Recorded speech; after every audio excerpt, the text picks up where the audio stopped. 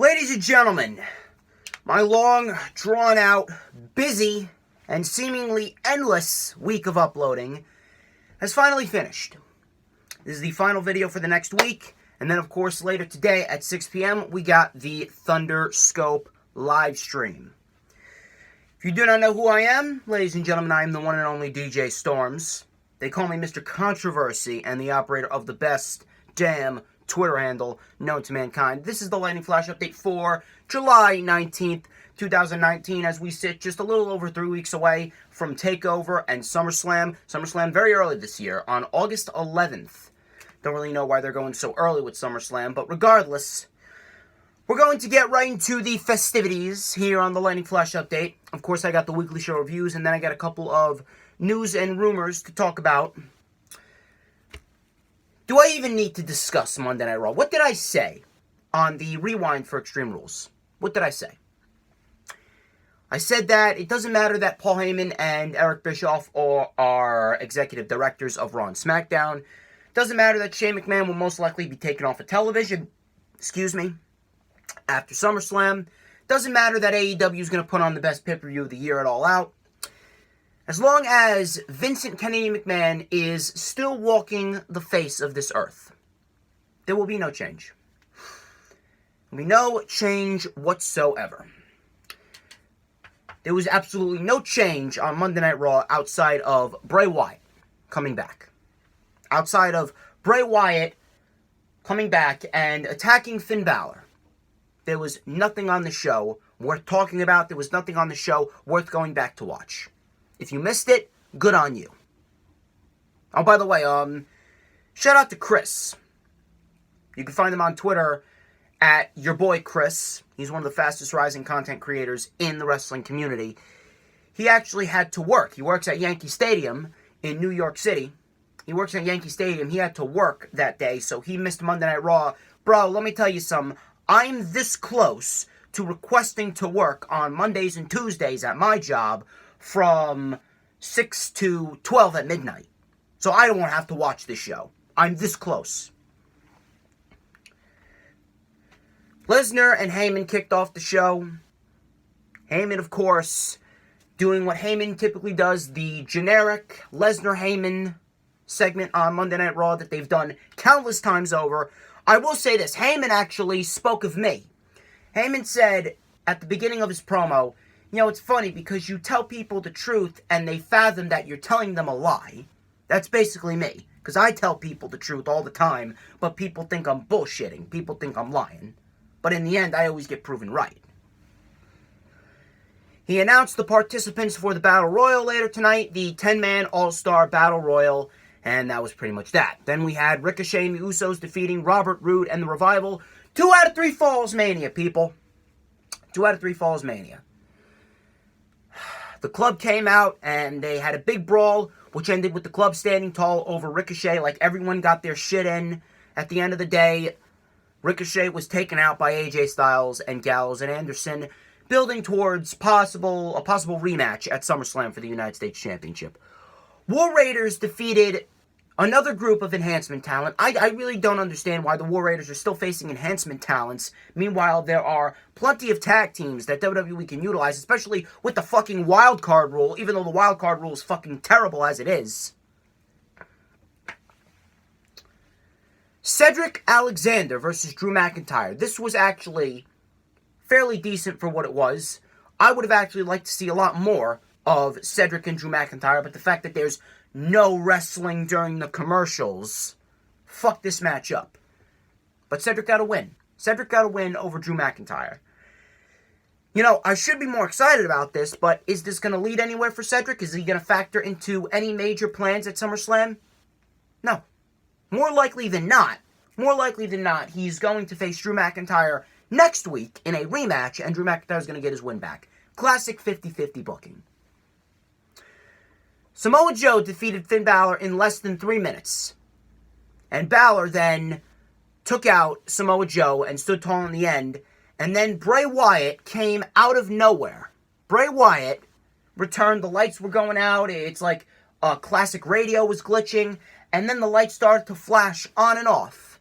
And you saw Bray Wyatt dressed as The Fiend in the ring, getting ready to hit the Sister Abigail on Finn Balor, and then he hit the Sister Abigail on Finn Balor. Why is this taking place? Now, first of all, I was like, Bray Wyatt returning, it's a great sight. Bray Wyatt looks great. But Finn Balor? Didn't we already get enough of that during 2017 when Finn Balor buried Bray Wyatt even more than he was already buried at that time? I didn't really understand that. But then I saw a report from Ryan Satin saying that Finn Balor requested time off because I believe he recently got married and he wanted to recharge his batteries. So if that's the case, then pitting the Demon versus the Fiend and having the Fiend beat the Demon at SummerSlam, number one, it's going to make for a great visual. Number two, the entrances are going to be great. And number three, the match could very well end up being a hell of a lot better than it was back during SummerSlam in 2017. So I'm going to give this match a chance. We're going to see how it plays out. And if it's good, then it's good. If it's good, then it's good.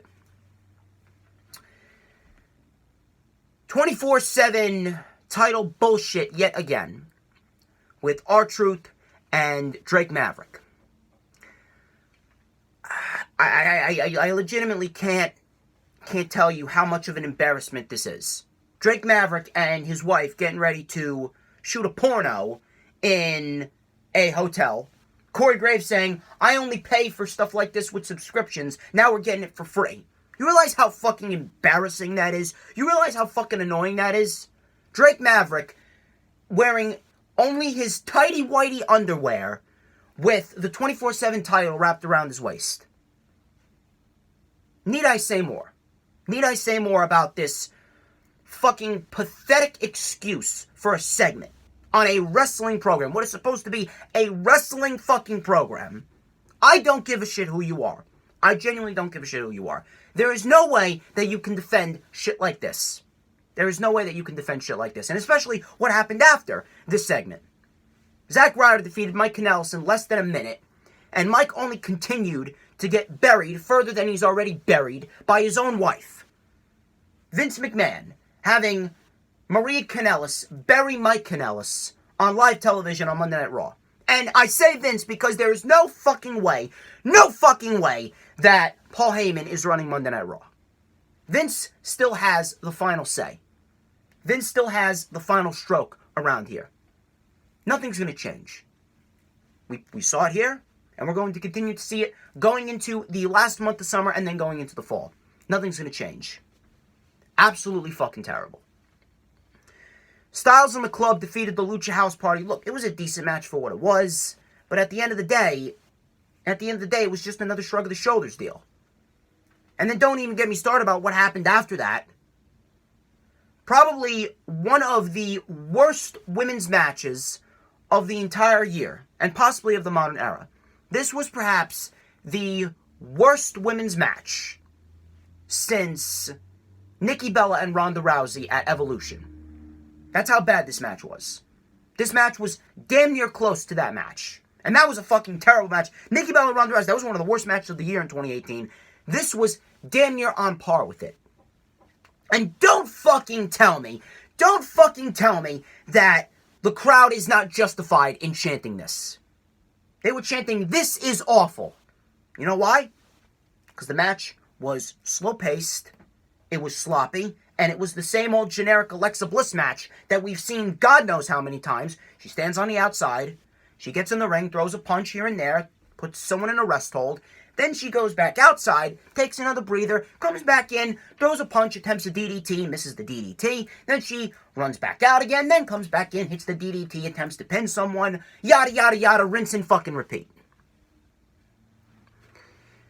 It was absolutely fucking horrible. And then Alexa Bliss has the fucking audacity to tweet away just disrespectful. Like a fucking hypersensitive bitch. Maybe you guys need to learn how to actually fucking wrestle.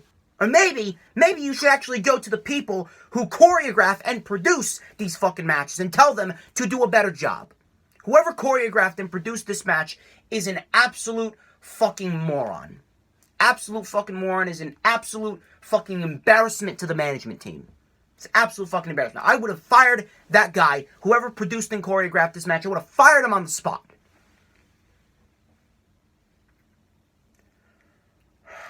I genuinely don't get it. I genuinely don't get it. You have a talented roster, and this is the best that you're putting them in. This is the best that you have for guys like, or for women like Natalya and Naomi, hell, even Carmella. By the way, why is Carmella and Alexa Bliss competing in this match? Carmella's on SmackDown, number one. Number two, Alexa Bliss just lost twice at 2 separate pay-per-views in a row, and she came down to the final fucking 2. She should have been the first one eliminated, or she shouldn't even been in the match at all.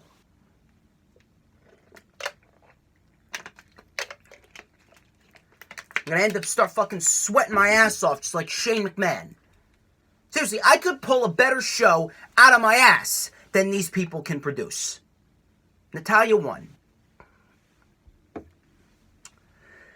You had Natalya and Becky at SummerSlam.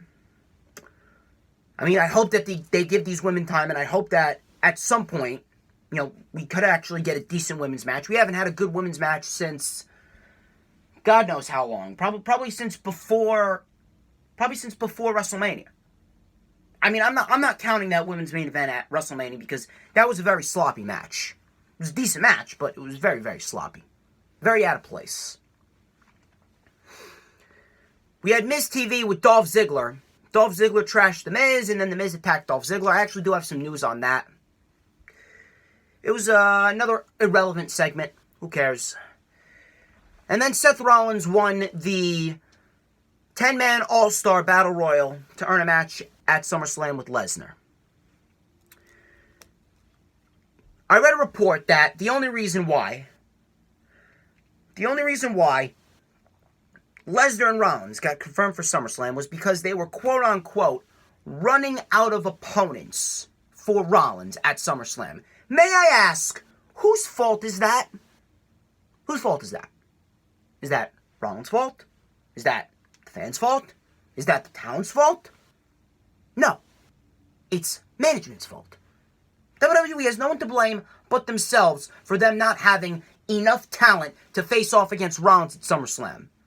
And if you absolutely had to do Rollins and Lesnar, may I ask, if I might, why didn't you just have Lesnar announce his cash-in ahead of time, just like Cena did, Strowman did, and RVD did?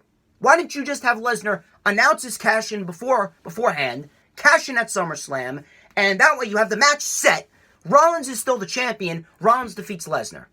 Even though it's a waste of a cash-in, Rollins didn't need to lose the title. Rollins shouldn't have lost the title. Lesnar had no business having a third Universal title reign, even if it is just for a month. And might I also mention, while we're on the topic, Lesnar should have never won Money in the Bank to begin with. That was one of the worst booking decisions of the entire fucking year. That briefcase should have gone to either Ali or Andrade. You take a look back at WrestleMania. Let's go back to WrestleMania of all shows, when Rollins won the Universal title from Lesnar in about 3 minutes. Drew McIntyre should have never lost to Roman Reigns at that event. Drew McIntyre should have beaten Roman Reigns at WrestleMania. Drew McIntyre should have gone on to Super Showdown in June, and he should have faced off against Brock Lesnar. He should have beaten Brock Lesnar, and he should have been built up over the course of the next few months to face off against Rollins at SummerSlam, and he should have taken the title off of Rollins at SummerSlam then. Drew McIntyre was the correct man to take the title off of Seth Rollins. But no, instead you make Drew McIntyre Shane McMahon's lackey. Shane McMahon shouldn't have even been on television since after WrestleMania. Shane McMahon should have gone into WrestleMania to lose to The Miz in a Falls Count Anywhere match, and The Miz should have moved on to bigger and better things. Drew McIntyre should have gone on to face Rollins at SummerSlam for the title. If not Drew, then it should have been AJ Styles with this recent pairing with Gallows and Anderson. Why wouldn't you want AJ Styles to walk out of there Universal Champion and then Gallows and Anderson walk out of SummerSlam as the Tag Team Champions? But no, you put him in the United States Championship title picture. AJ Styles is above the United States Championship. AJ Styles did not need to be anywhere near the United States Championship. Ricochet was that guy. Ricochet was that man to hold that title going into the fall, and you could have built up to a champion versus champion match at Survivor Series between Ricochet and Nakamura or Ricochet and Aleister Black. Why wouldn't you have wanted to see that? But no, you take the title off of Ricochet after 3 fucking weeks. What does that tell you about their trust in Ricochet? Do you see how one bad booking decision leads to another, which leads to another, which leads to another? It's a chain reaction, a fucking domino effect. One fuck up leads to the next. I am absolutely fucking dreading. I am dreading what is to come on Monday Night Raw in the coming weeks. I have some hope for SummerSlam, because you take a look at SummerSlam, even with the matches that aren't confirmed but are soon to be confirmed, they are actually shaping up SummerSlam to be fairly decent, I will say, on paper. But I said the same thing about Extreme Rules, said the same thing about Money in the Bank, said the same thing about a lot of pay-per-views, and they ended up being some of the worst pay-per-views of the year. Kind of like Extreme Rules, kind of like Money in the Bank. You know what I'm talking about. You know what I'm talking about.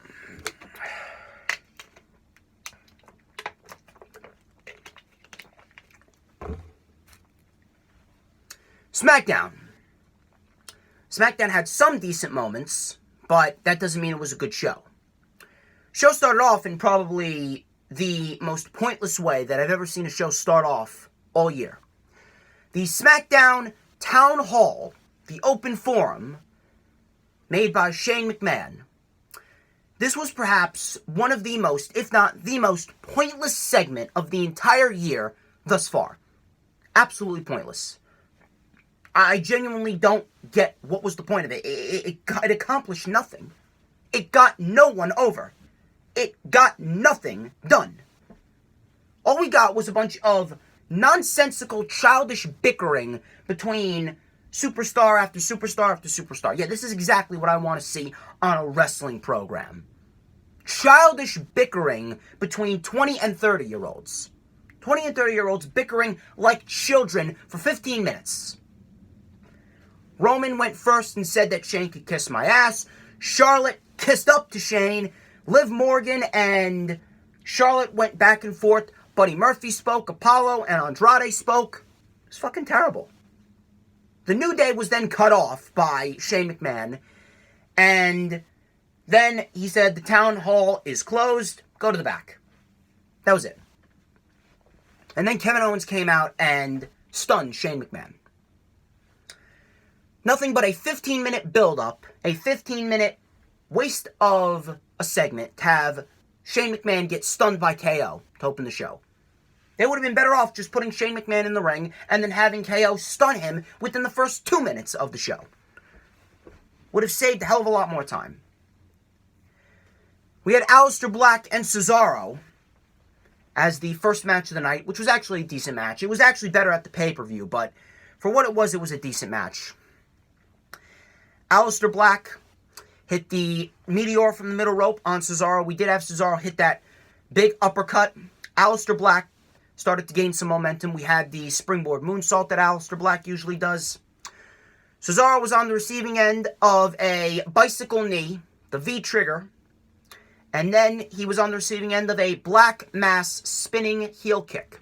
And Aleister Black defeats Cesaro. I don't know where Aleister Black is going to go, but I have an idea. And this is just me almost fantasy booking a little bit, but I can definitely see Aleister Black taking on either Samoa Joe or Andrade. It's a toss-up, because Samoa Joe is definitely the better heel, and you'll definitely get a better build-up with Samoa Joe in his promo game with Aleister Black. But then you got Andrade, who's the better wrestler. Andrade will give you the better match with Aleister Black. So it's a toss-up. It definitely is a toss-up. We're going to see how that plays out. Charlotte Flair versus Liv Morgan. Now, I've been very hard on Liv Morgan as well, but for what Liv Morgan showed in this match, Liv Morgan was actually very good in this match. Liv Morgan actually did a very good job in this match. Even though she lost in 3 minutes to Charlotte Flair, she did very good. I will say. She then took the microphone away from Corey Graves and said that when she comes back, she's going to be real. I don't know what the fuck that means, but, you know, I would like to see Liv Morgan a bit more on SmackDown Live. I think Liv Morgan has a lot of potential. I don't understand why we couldn't have gotten Bayley versus Liv Morgan at Extreme Rules. Speaking of Bayley and Ember Moon defeated Fire and Desire in about 2 minutes. And then Bayley challenged Ember Moon to a matchup at SummerSlam, and the match was made. I will give WWE credit here. They made the right decision.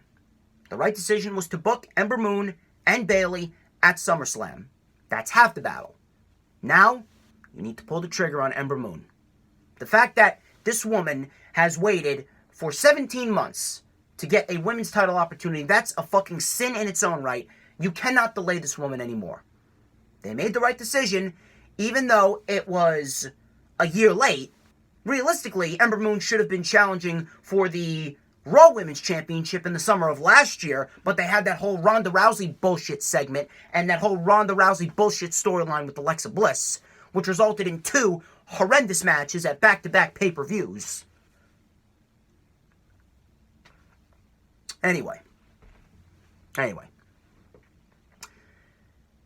You have Bayley, who was the right woman to cash in Money in the Bank after she won it and become SmackDown Live Women's Champion.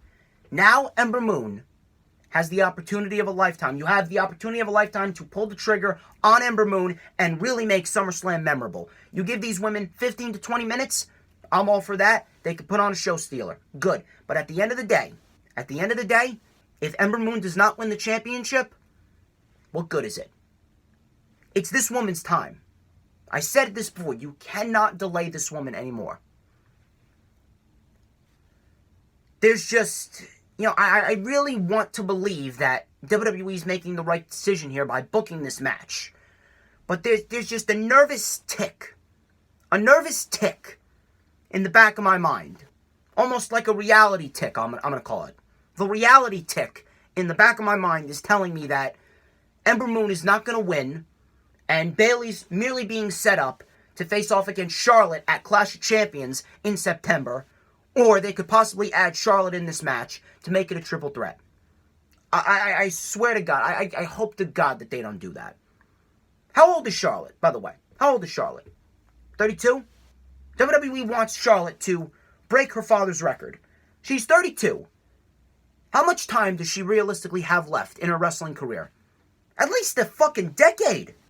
She at least has 10 years. 10 fucking years left in her career. She doesn't need to be in a championship title picture every fucking year. She could take a break from the title picture for at least six to 8 months. Easily. She could take a break from the title picture for at least 6 to 8 months, and then she could go back into the title picture when it actually feels necessary. How many title reigns is she at? 9? If you count the NXT Women's Championship, 10? She's more than halfway there! And she's only been on the main roster since 2015. If she is more than halfway there, and she's only been on the main roster for 4 to 5 years, what is the fucking rush? What's the rush? She has a decade left, more than likely, in her women's wrestling career.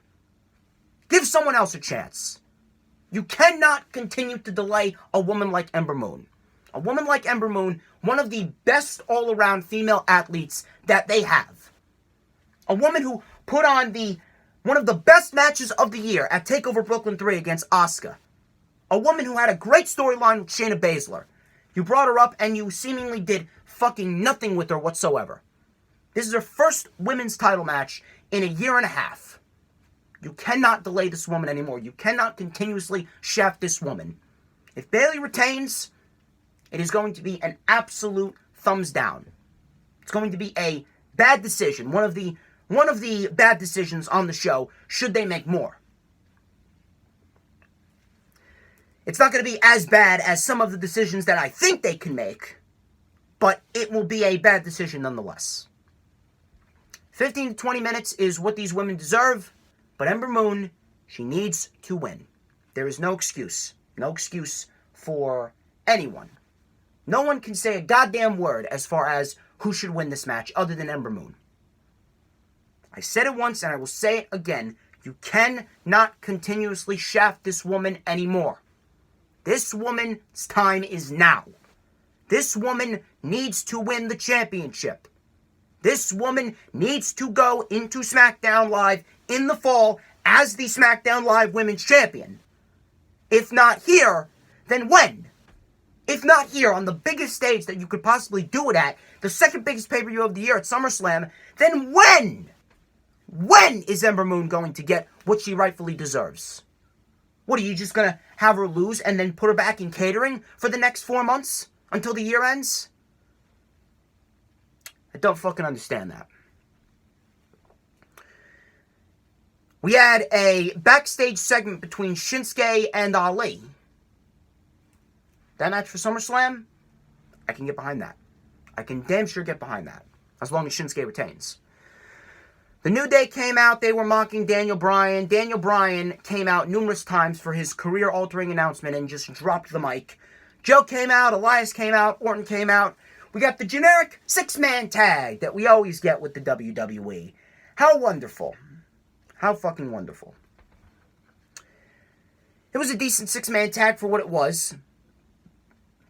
And at the end of the day, Randy Orton, Samoa Joe, and Elias ended up defeating the New Day, with Randy Orton pinning Kofi Kingston.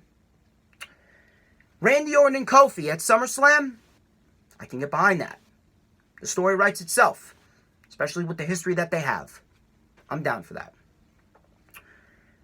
Kabuki Warriors, Asuka and Kairi Sane versus the Iconics. This match went 2 minutes, and the Iconics intentionally got themselves counted out. What actually pissed me off was the fact that the Iconics literally were looking at each other, and they were already planning to get themselves counted out at the count of 6. Asuka had 4 seconds to get her ass out there and stop him. But instead, you have Asuka stand there like a fucking idiot and wait until the count of 9 to actually start fucking moving. Literally, a fucking moron could tell that the Iconics were intentionally going to get themselves counted out by the count of fucking 5. I had it in the back of my mind by the count of fucking 3. Why didn't Asuka move? Literally, this is what WWE thinks of Asuka, making her look like a fucking moron and having her wait till the count of 9 before starting to move to try and break the count. Now what? We're going to get this matchup at SummerSlam. A fucking waste, a complete fucking waste of a match spot at SummerSlam if this is only going to go 3 minutes. A fucking waste. WWE, even if Asuka and Kairi Sane win, which more than likely they will, but even if Kairi Sane and Asuka win, the fact that this match is going to take up a match spot at SummerSlam is absolutely fucking pathetic. The fact that the Iconics have held the titles for as long as they have held them, but yet guys like Apollo, guys like Andrade, guys like Sammy, they haven't even won their first title in the WWE main roster. What does that tell you? Guys like, people like Ember Moon, people like fucking, who else? Kairi Sane you can throw in there. The fact that they haven't even won their first championship, but yet the Iconics are getting a title reign over 100 days. What does that tell you? What does that tell you? That tells you that WWE does not care about women's wrestling, they don't care about the women's tag team titles, and they just genuinely don't give a fuck whatsoever. The Kabuki Warriors should have won the titles here, and they should have gone on to face off against Fire and Desire, Mandy Rose and Sonya Deville at SummerSlam. That was the best match that you could have done for the women's tag team titles. Lord knows what's going to happen if the women's tag team titles are still around after SummerSlam. I hope they get abolished. I genuinely hope they get abolished. They're fucking terrible. They're fucking worthless. And WWE has no one to blame but themselves. You can blame WWE for the women's tag team titles being as worthless as they are. I'm like a police officer. I don't make the laws, I just enforce them. Same thing with the wrestling. I didn't make the women's tag team titles worthless. I didn't put it out there in the universe. I'm not God. Not at the snap of my fingers. I didn't make them worthless. I'm just telling you that the WWE made them worthless, because it's the truth. Apollo Crews defeated Andrade within 2 minutes. The fact that these two are only getting 2 minutes on SmackDown Live is absolutely fucking pathetic and pitiful. That WWE can't even give these two men 5 minutes. And the fact that, look, I am a fan of Apollo Crews. I'm a big fan of Apollo Crews. I want better for Apollo Crews.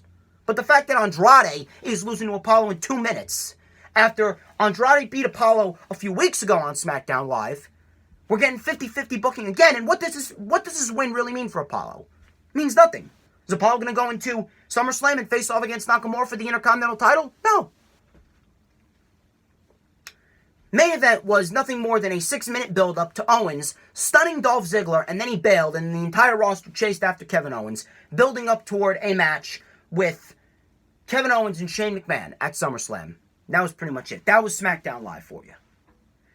That was SmackDown Live for you as I continue to fucking sweat while I'm talking about professional wrestling. And I'm gonna fucking lose my voice by the time this LFU's over.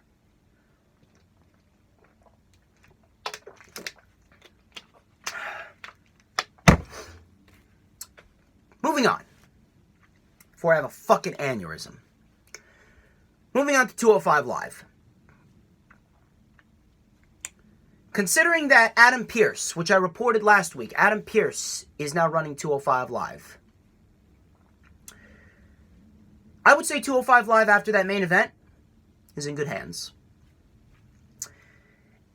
And listen, I know it's getting redundant at this point, but the fact that Chad Gable and Jack Gallagher for 15 to 18 minutes put on a fucking classic in the main event of 205 Live, and I enjoyed that for 16, 17, 18 minutes more so than I did 5 hours of Raw and SmackDown with the stacked roster that they have. That's a fucking problem. It really is a fucking problem. The show started off fairly generic. Akira Tozawa defeated Samir Singh, and then there was a brawl after the match. That was pretty much that. Nothing too special. Mike Kanellis then defeated a jobber, and then Mike Kanellis called out Drake Maverick. Mike Kanellis was blaming Drake Maverick for his shortcomings. Drake Maverick and Mike Kanellis were going back and forth, and then out of nowhere, Drake Maverick unloads on Mike Kanellis. Now, don't forget, Drake Maverick used to be known as Rockstar Spud. Drake Maverick is an accomplished wrestler. Drake Maverick can wrestle. So, him getting a matchup with Mike Kanellis, I really wouldn't mind that. This is actually an authority storyline with a disgruntled employee that does not make me cringe. I wouldn't mind seeing Mike Kanellis and Drake Maverick in a match. I really wouldn't. We're going to see how that plays out. But then in the main event was perhaps the best match of the entire week as far as WWE programming goes. This match and Kushida and Apollo Crews, which I'll talk about later. Chad Gable and Jack Gallagher. Let me tell you something. This is Chad Gable's second matchup in 205 Live. 2 back-to-back fucking classics with Chad Gable. Chad Gable, I wouldn't even be surprised if he's the one to take the title off of Drew Gulak. I really wouldn't be surprised. I think maybe Oney Lorcan might get a bit shafted here. But we're going to have to wait and see how that plays out. But regardless, this was a fantastic matchup. Absolutely excellent. If you have not watched this matchup, go take 16, 17 minutes out of your day. Watch Chad Gable and Jack Gallagher. These two put on an absolute classic.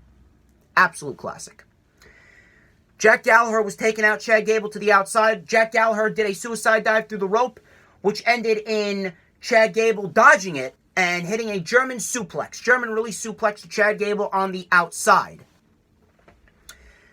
Back in the ring, we had Chad Gable and Jack Gallagher go back and forth. Chad Gable hit the rolling capo kick, and Jack Gallagher did a Jon Moxley rebound off the rope.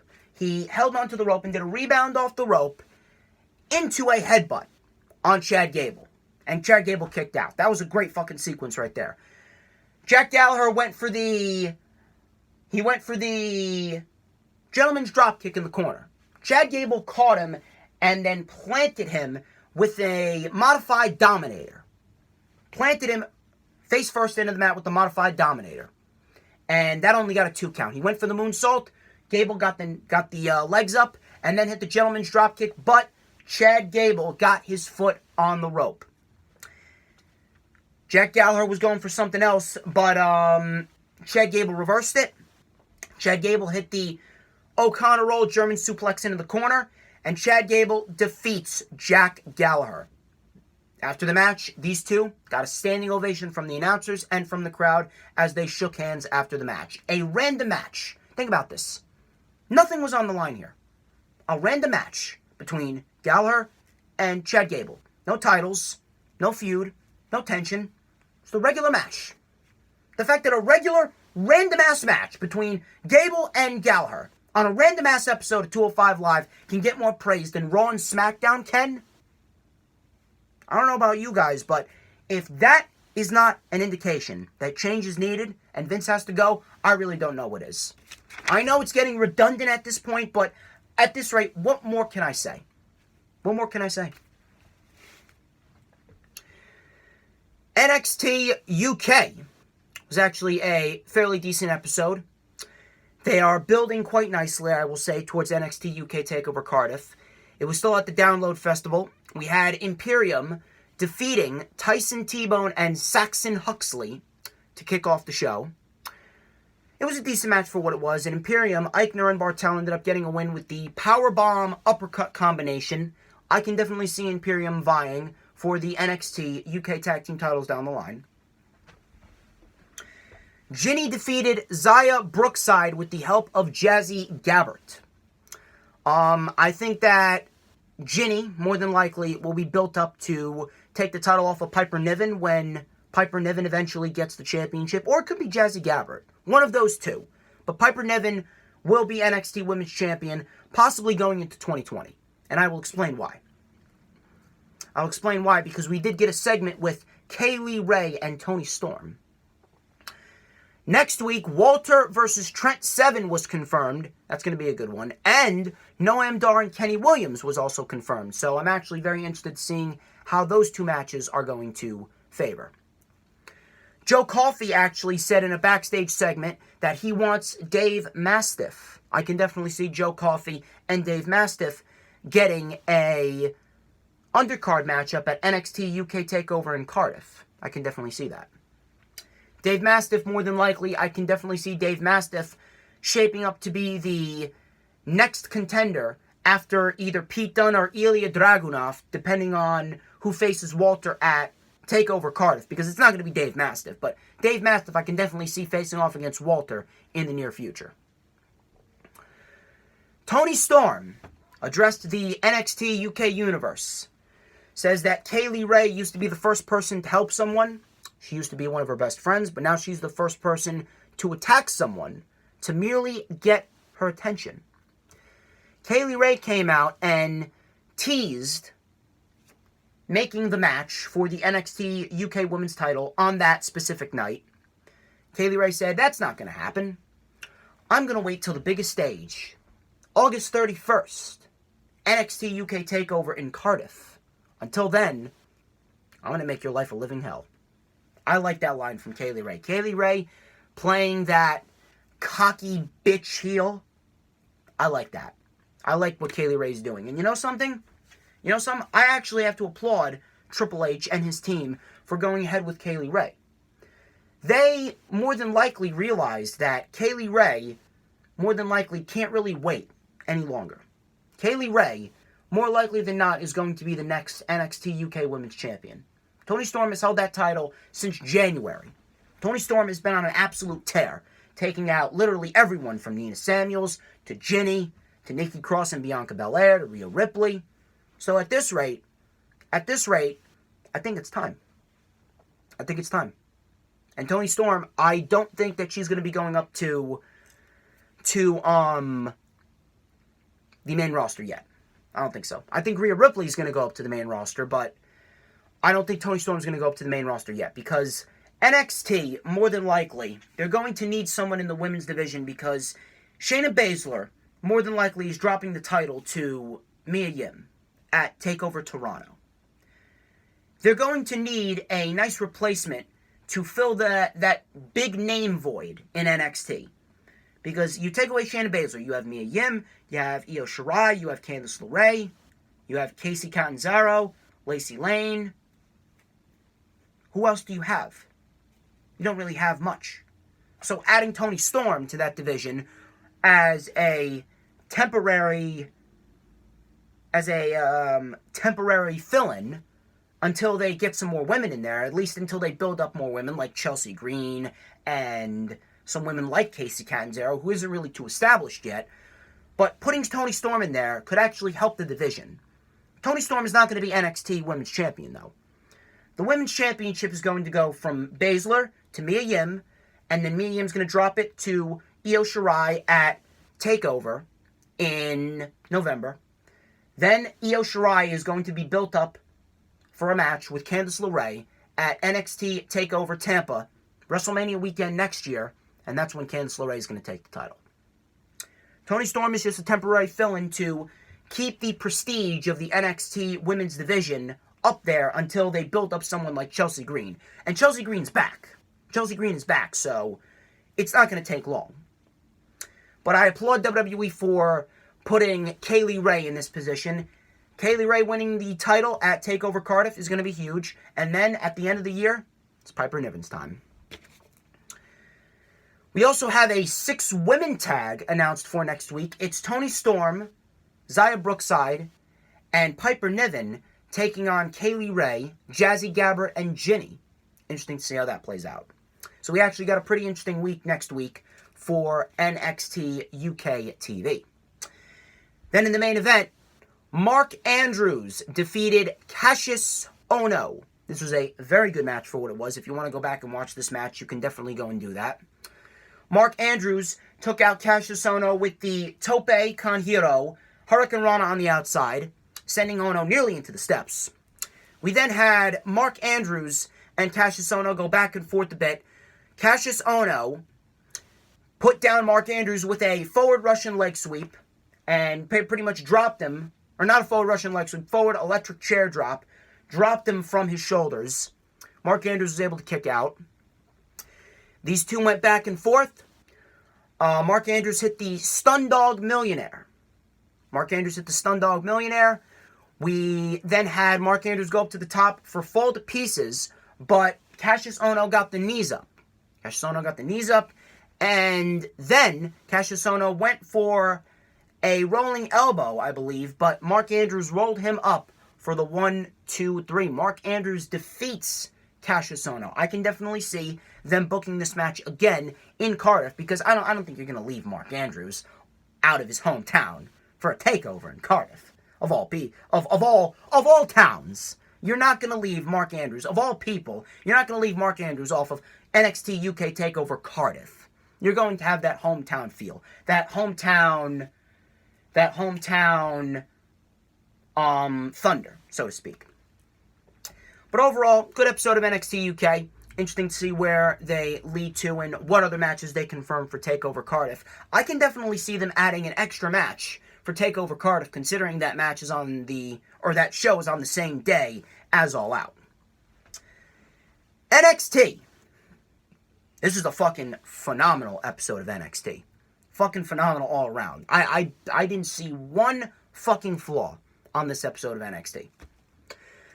The show started off with Matt Riddle defeating Arturo Ruiz, the formerly known Adrian Jaoud.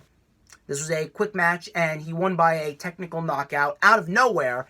While he was celebrating, a masked figure attacked him, and Killian Dane was revealed to be the masked figure. Killian Dane was throwing Matt Riddle all over the frickin' Full Sail University. And then he did a senton to Matt Riddle through the fucking stage. If you want to talk about an explosive start to NXT, look no further than this. I fucking loved it. The Street Profits then called out the Undisputed Era, obviously leading up toward the matchup at NXT TakeOver Brooklyn. Or not TakeOver Brooklyn. I keep on thinking it's TakeOver Brooklyn because they've had so many TakeOver Brooklyns. TakeOver Toronto 2, excuse me. Mia Yim was shown in the back attacking Marina Shafir. So obviously Mia Yim is being built up to face off against none other than Shayna Baszler. More than likely, Mia Yim will become the new NXT Women's Champion. Bronson Reed. And no, he's not Spanish. He's Australian. But Bronson Reed versus Dexter Lumis. They announced Dexter Lumis from an undisclosed location, and he just had this dead stare. He just had this dead stare where he wasn't really doing anything. It was just a creepy dead stare. And I actually got to give Dexter Lumis credit for being able to keep such a straight face. I think that this creepy character of Dexter Lumis could very well get him over in a way. And the crowd was actually chanting Dexter. They were chanting for Dexter more than they were chanting for Bronson. But Bronson Reed ended up winning this match. It was a decent match. Bronson Reed hit a crossbody on the outside. He had a big body block in the ring to Dexter Lumis. Dexter Lumis ended up taking out Bronson Reed, and he went for a senton, but he missed. Dexter Lumis was taken out, and Bronson Reed from the top did a huge splash, 300-pound splash, crushing Dexter Lumis, flattening him like a pancake, and that was the end of Dexter Lumis. Bronson Reed defeats Dexter Lumis to move on to the semifinals of the NXT Breakout Tournament. I cannot wait to see. I cannot wait to see what the semifinals are going to look like. This tournament has been absolutely fantastic, and now you're going to get either Cameron Grimes, Bronson Reed, Jordan Miles, or, what was it, Angel Garza, I believe it was. So I believe it's Angel Garza and Jordan Miles, and then it's Bronson Reed and Cameron Grimes in the other semifinal. So it's gonna be good. It's gonna be good. Casey Catanzaro versus Io Shirai was set for next week, so interesting to see how that match plays out. We got the heel Io Shirai, and especially against a pure babyface like Casey Catanzaro. How can you not love Casey Catanzaro? She's from Jersey, so I'm a little biased towards her.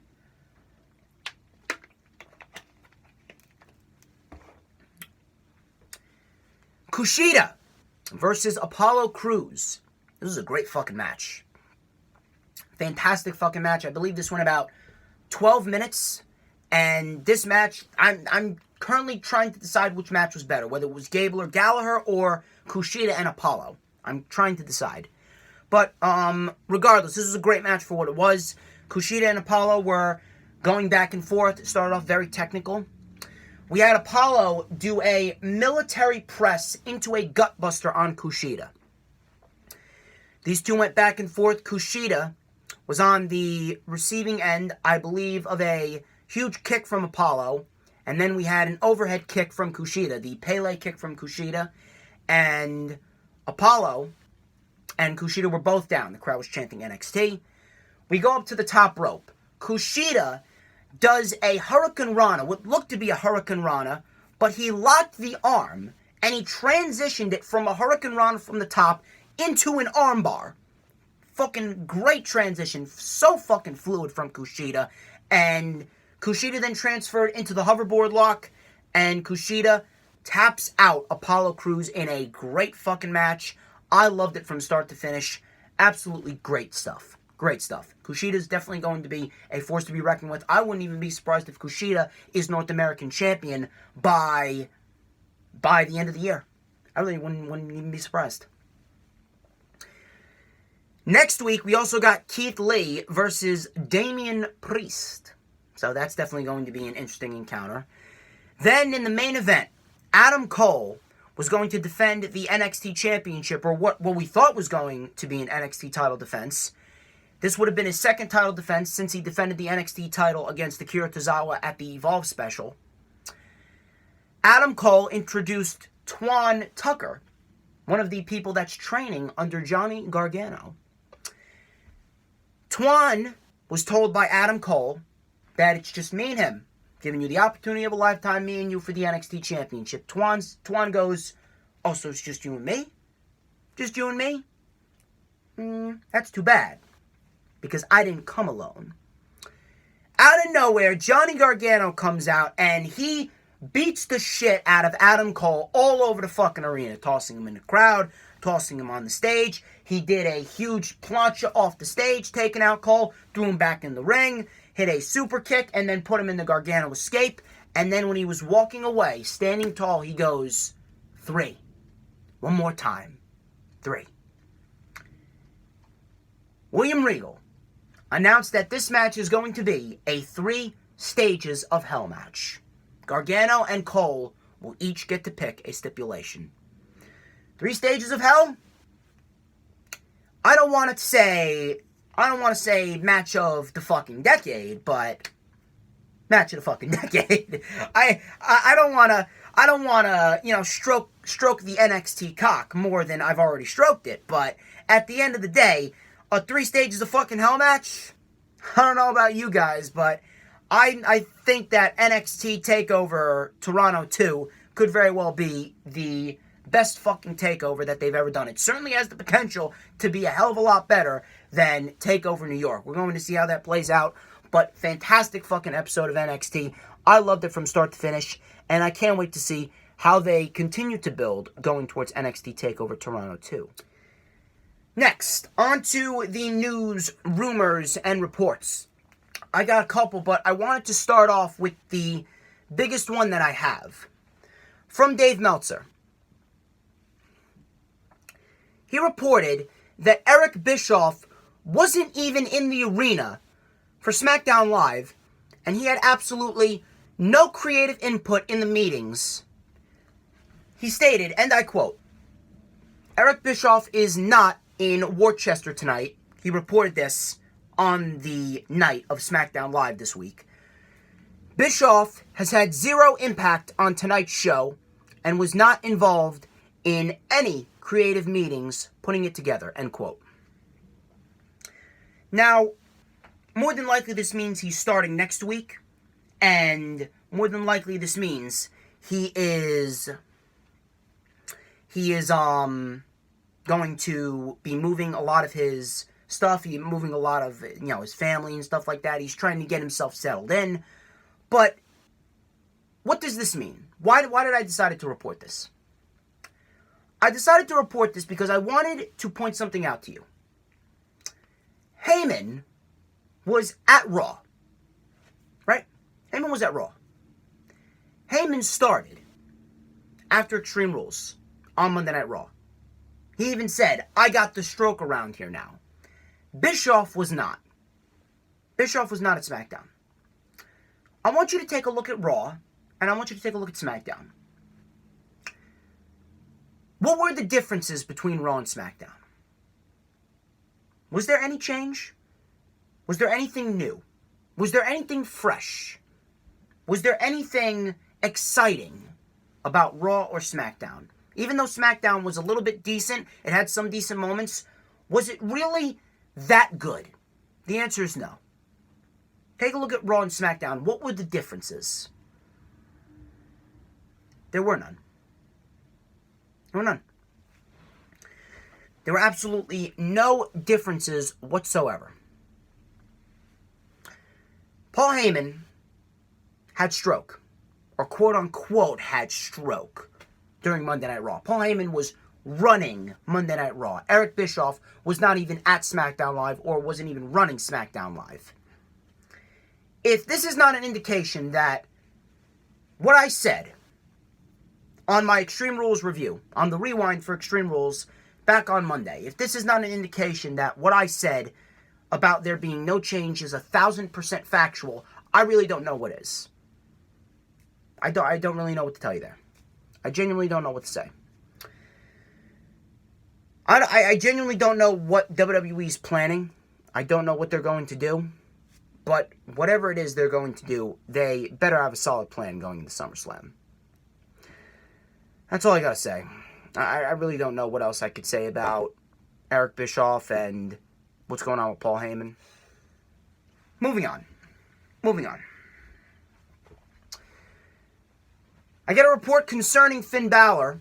I said earlier when I was talking about SmackDown that Ryan Satin did say that Balor requested time off, which is why they're doing the Fiend storyline. But I actually have some news on Balor's booking and why it's been so bad. According to a report from Tom Colohue of Sportskeeda, there are plenty of people backstage in WWE who are frustrated with Balor's booking as of late. And this includes while he was Intercontinental Champion. Colohue says that Balor has some major support backstage, not only from the wrestlers, but also from the creative team. One source said, and I quote, "He should be in main events or a wild card or something. Where is he?" Another source added, "Everything's last minute with Finn.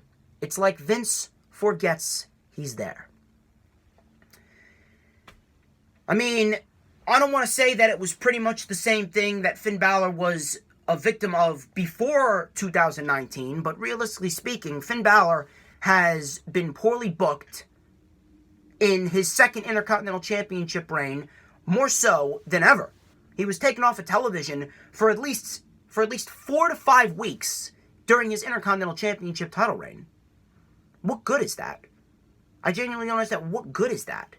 Why did you take Finn Balor off of television only to bring him back on television to lose to Nakamura and then have a rematch at Extreme Rules to have Nakamura win the title, even if Finn Balor was going to recharge his batteries? Why didn't you wait for a big stage like SummerSlam to pull the trigger on Shinsuke Nakamura, and why didn't you give him 15 minutes?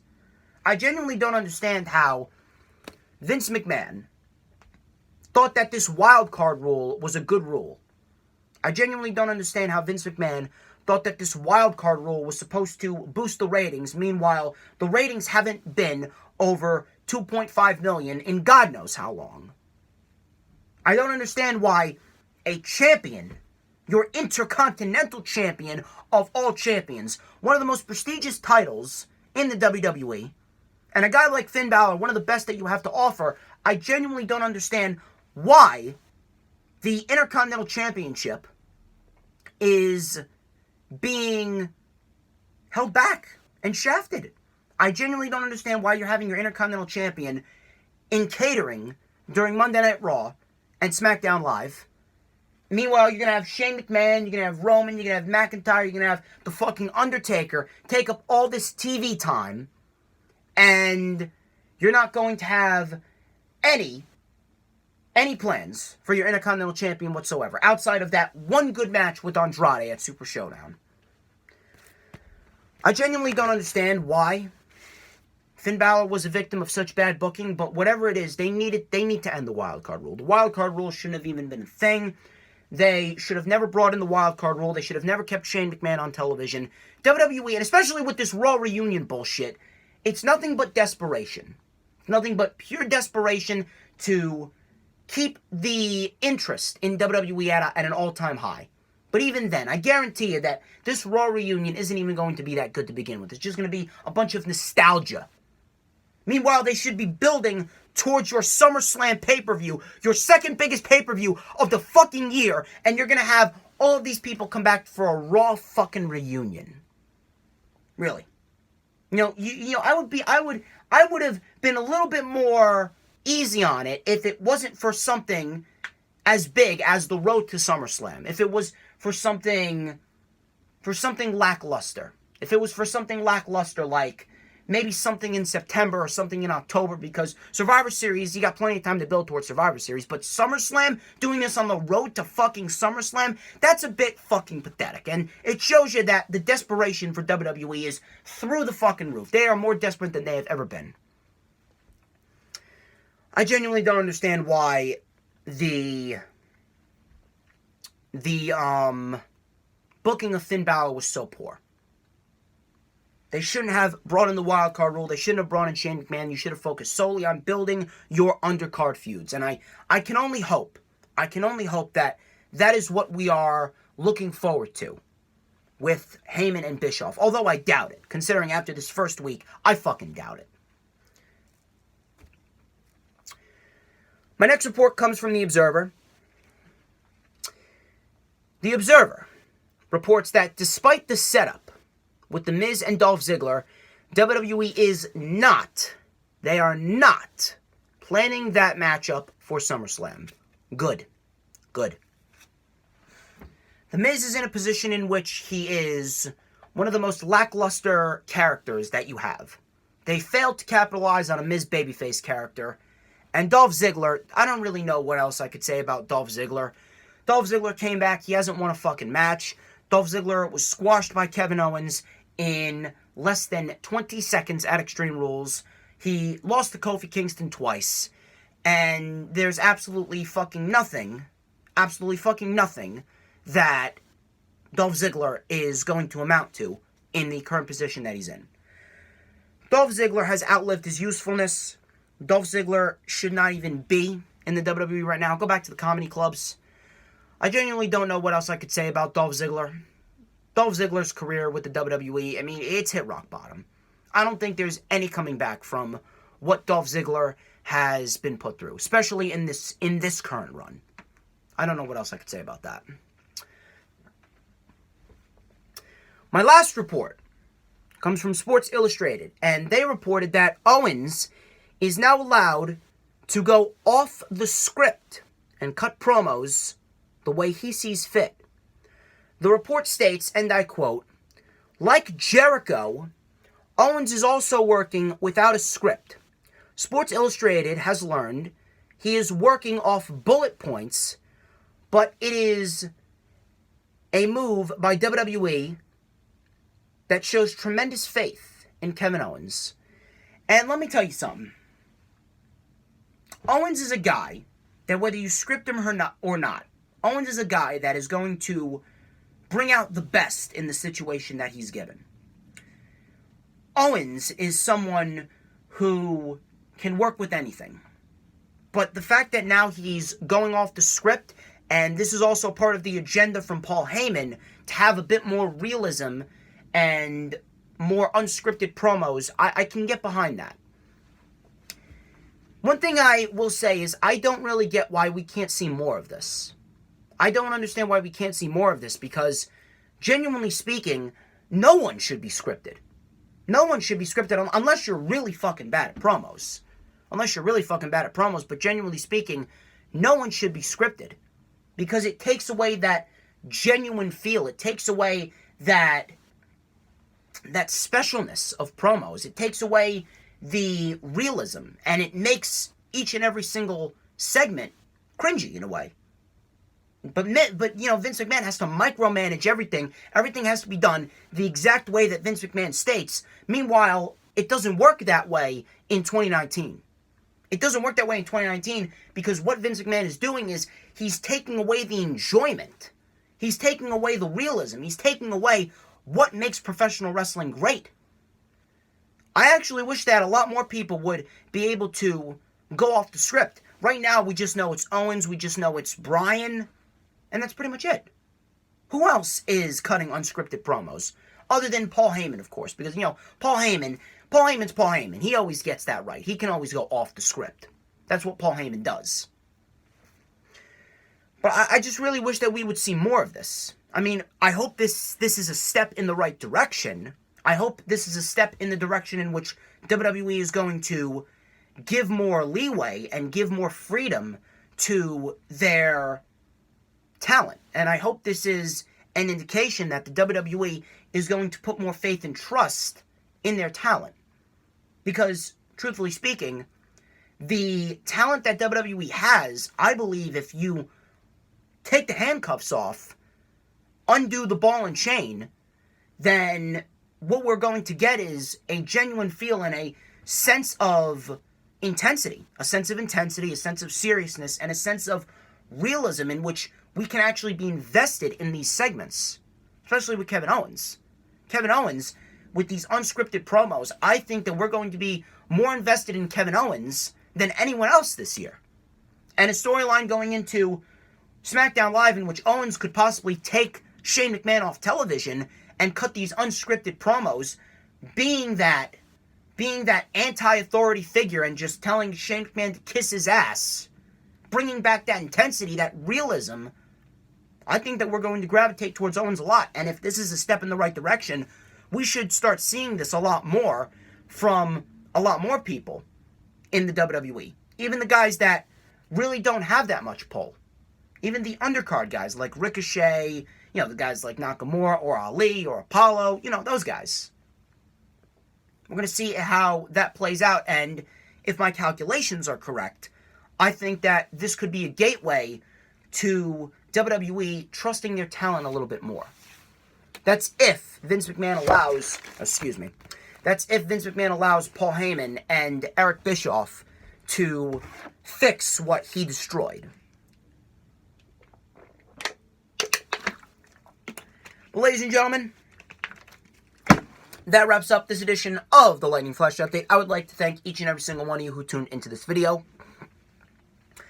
I have all of my past videos from the last week in the description. That includes both rewinds from Fight for the Fallen and Extreme Rules. I got the 2 fan interviews, I got my Extreme Rules vlog, and I got the 16 StormsStream with Brie. They're all in the description if you want to check that out.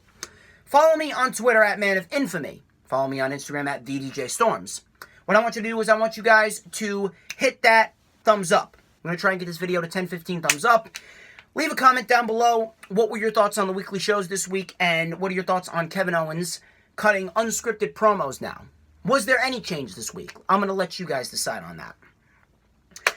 I also want you guys to hit that subscribe button. We are less than 20 subscribers away from 1,300 subscribers. It is huge, ladies and gentlemen. It is huge time to be a member of the DJ Storms posse. And I also want you to hit that notifications bell with a huge coup de grace. That way you'll know whenever I pop up on YouTube. Because whenever I pop up on YouTube, it is the best time to be on YouTube.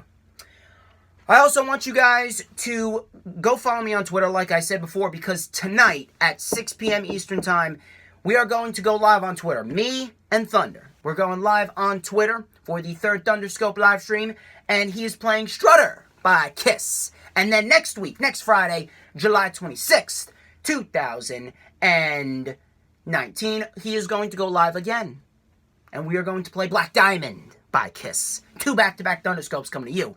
And then, of course, my final announcement, August 31st, 2019, in Clifton, New Jersey at Pub 46, starting at 7 p.m. Eastern Time. It is the Wrestling Express meetup for AEW All Out.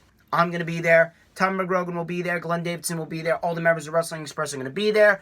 Come hang out with me, collaborate with me, have a drink, have some food. You can take a picture with me. You can see me cut a promo on Tom McGrogan's Facebook live stream. It's going to be a great time, and we're going to have fun watching AEW's biggest show to date. Ladies and gentlemen, I'm DJ Storms. This has been the Lightning Flash Update. I will catch you guys later today for the Thunderscope live stream.